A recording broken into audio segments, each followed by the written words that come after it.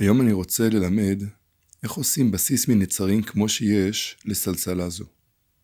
מכיוון שנצרים הוא חומר שבקלות ניתן להרטבה חוזרת והמשך כליאה, אז קל מאוד לקלוע בנצרים במיוחד למתחילים.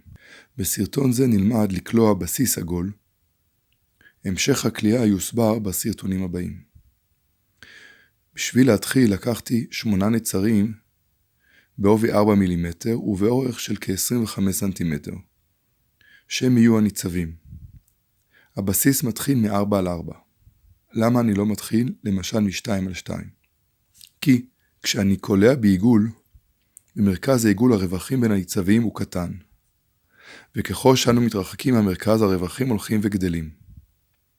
כשקולעים בעיגול ויש רווחים גדולים, הכלייה בורחת ומשתחררת יותר בקלות החוצה. ולכן חשוב לשאוף שהרווח בין הניצבים לא יעלה על נגיד 3-4 סנטימטר. שזה בערך 2 אצבעות. בגלל שכאן הקולעים זה נצרים שהם מאוד ארוכים, אז למרות זאת זה אפשרי. וגם פה בסל הזה, בחלק הקיצוני של הבסיס, הכפלתי את כמות הניצבים. אם הייתי מתחיל עם 2 על 2, הייתי יכול לעשות רק בסיס קטן, כי מהר מאוד הייתי מגיע לרווחים גדולים. ואז כל הזמן צריך להוסיף עוד ועוד ועוד ניצבים. ולכן אני מתחיל מראש מ-4 על 4. איך מתחילים? מכניסים את החומר למים לריכוך. ל-5 עד 10 דקות. ואז אני לוקח את אחד הנצרים ועושה לו חור באמצע עם דקר. תיזהרו על האצבעות שלכם שלא תיפצעו. וקצת מגדיל את החור שעשיתי לצדדים ומכניס נצר אחד פנימה. וככה אני עושה חורים ב4 נצרים כדי שיהיה אפשר להשחיל בתוכם את 4 האחרים. עד שאני מקבל 4 נצרים בתוך 4 אחרים.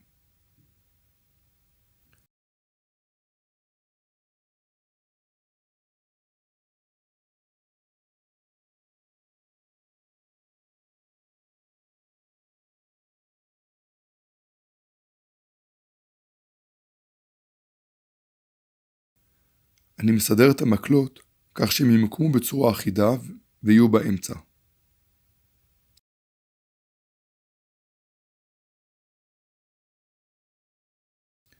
אני מוציא מהמים חבילת קולים ולוקח 2 קולים מתוכם להתחלת הקליעה. אני מכניס את הקצה של 2 הקולים בחריץ ליד 4 הניצבים ומתחיל לקלוע טוויינינג. טוויינינג זה אומר שאחד עובר מעל ואחד מתחת. אז אחד עובר מעל 4 ניצבים ואחד מתחתם. וב-440 הקולע מלמטה עובר למעלה וכן להפך. חשוב לשים לב שתמיד הפעולה הראשונה שתעשה היא תהיה עם הקולע התחתון. בשלב הראשון אני עושה 2 שורות קליעה על כל 4 ניצבים יחד. בשלב הבא אני מפצל את הרביעיות לזוגות וקולע כל זוג יחד. תחילה יש ליצור הפרדה בין כל 2 ניצבים כדי שיהיה מקום לקולים להיכנס, ורק אז לקלוע. בשלב הזה שהם מופרדים לזוגות, הקליעה ממשיכה אותו הדבר. אני ממשיך בקליעה של הטוויינינג, כמו קודם. אבל אפשר להגדיר את זה קצת אחרת. בכל צעד קליעה, אני עכשיו עושה פעולה רק עם הקולע האחורי.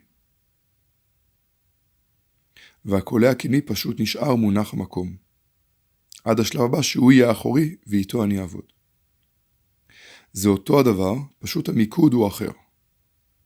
הקולע האחורי יורד לתוך הרווח הבא ועולה בחזרה אחרי הניצב הבא.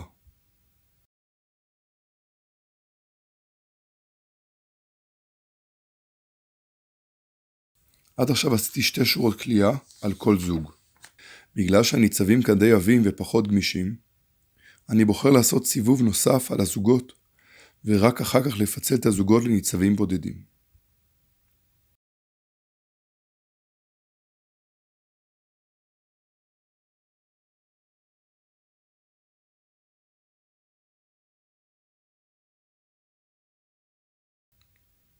אחרי 3 שורות קליעה, אני עובר לקליעה של ניצבים בודדים. גם כאן לפני הקליעה, יש להפריד את הזוגות לבודדים, כדי להכין מקום לכניסת הקולע בין שתי הניצבים. במקביל לקליעה יש לשים לב שהבסיס שלי ישר, ואם לא, ליישר אותו. בגלל הצילום, אני נאלץ לקלוע בצורה לא טבעית.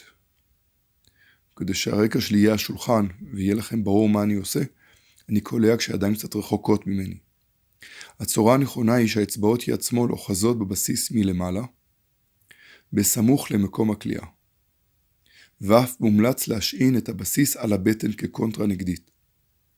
וכאן אני קולע באוויר כדי שזה יהיה מול המצלמה.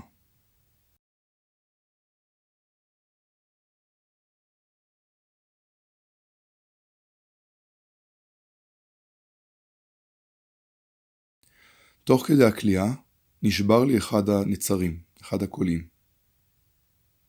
לא נורא, לוקחים צד או שניים לאחורה, עד שהקצה של הקולע מונח למטה.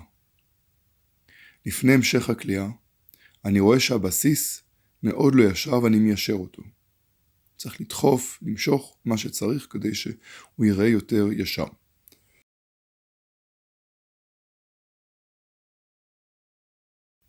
אני לוקח נצר אחר ומכניס אותו ברווח הבא. במקום שממנו הוא היה אמור לצאת, לולא הוא נשבר וממשיך לקלוע.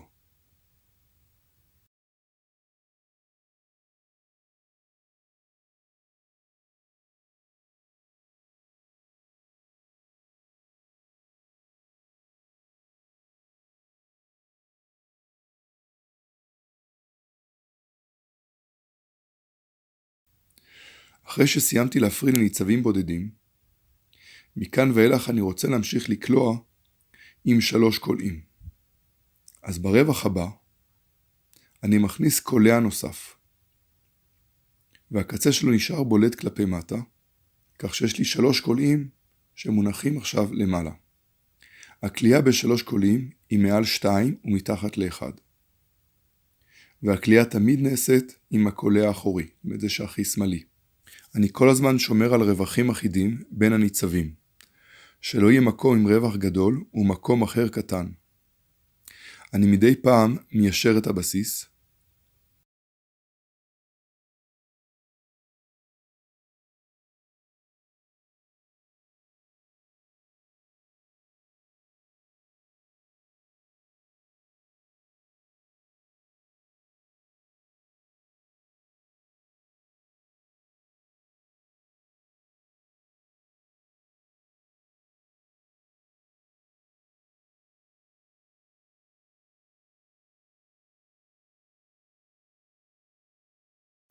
כשנגמר קולע מחליפים ומוסיפים חדש.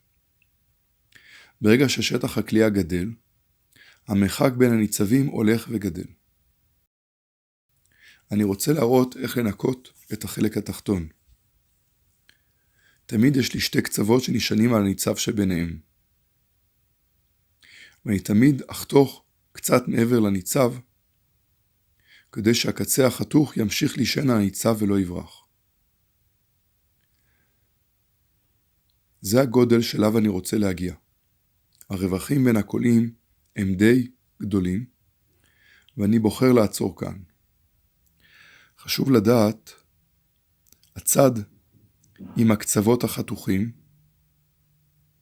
איפה שחתכנו קודם, את הקצוות של הקולעים, יהיה הצד הפנימי של הסלסלה, והצד היפה יהיה בחוץ, הוא יהיה התחתית החיצונית.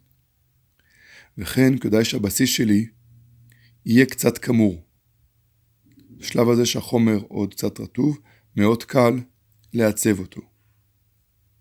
ולשם כך אני מניח אותו על הברך ולוחץ על הצדדים. זה מאוד יעזור ליציבות של הצל בהמשך. אני שם את הצד עם הקצוות החתוכים כלפי מעלה, ואז מניח על הברך ודוחף. במידה ואתם רוצים להגדיל את הבסיס, רצוי להוסיף עוד ניצבים. בסלסלה הזו הוספתי 2 ניצבים של הדופן, משני צידי הניצב של הבסיס, ואז פיצלתי את הניצבים ל2, ואחר כך המשכתי לקלוע את הדפנות.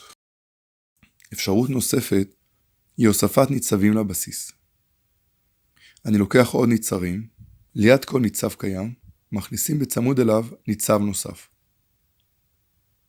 אז אם הבסיס שלי כרגע הוא עם 16 ניצבים, אני זקוק ל-16 נצרים נוספים. גם כן של 4 מילימטר באותו עובי, לבסיס. לא תמיד חייבים להכפיל את כמות הניצבים. לפעמים מספיק להוסיף רק חצי. אחד כן ואחד לא. כך שאני הופך את כל הניצבים לזוגות, ובשורת הקליעה הבאה אני מפצל את כל הזוגות לבודדים, כמו שעשינו בהתחלה. כך הכפלתי את כמות הניצבים ואני יכול להמשיך להגדיל את הבסיס.